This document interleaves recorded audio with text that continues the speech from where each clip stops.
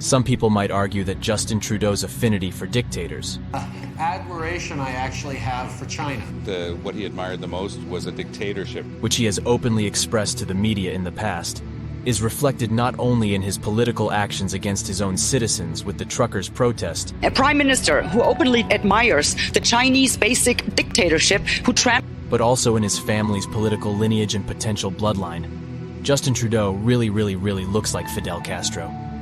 There's a theory circulating in certain corners of the internet that posits that Canadian Prime Minister Justin Trudeau's biological father is the late Cuban dictator Fidel Castro.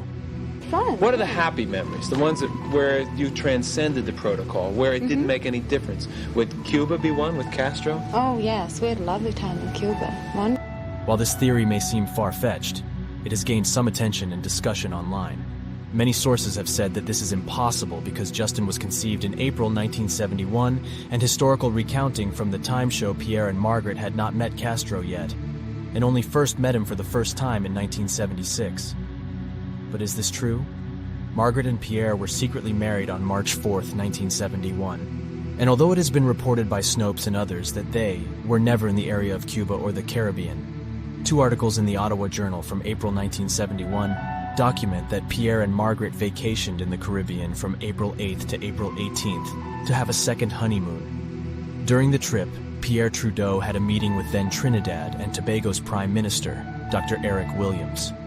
Trudeau took off on a plane and left his wife, Margaret, alone on the island. In the first book, which I remember reading, she said that Fidel was the sexiest man she'd ever met, and she spent the whole time flirting with him.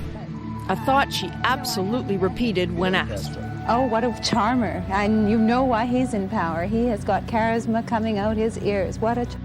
After his engagement, Trudeau took a return plane to Tobago to rejoin his wife, Margaret. The evidence suggests that Margaret was in the Caribbean around the time of their son's conception. The Trudeaus visited several other islands in the region, including Barbados and St. Vincent, before returning to Canada on April 18, 1971. This is contrary to the reports by Snopes, the National Post, and other publications that claim Trudeau was in Canada during April. In various books and interviews following her 1977 separation from Trudeau, Margaret Trudeau has also been open about her past drug use, Pierre's unconventional sexual practices, and her own affairs with celebrities and politicians.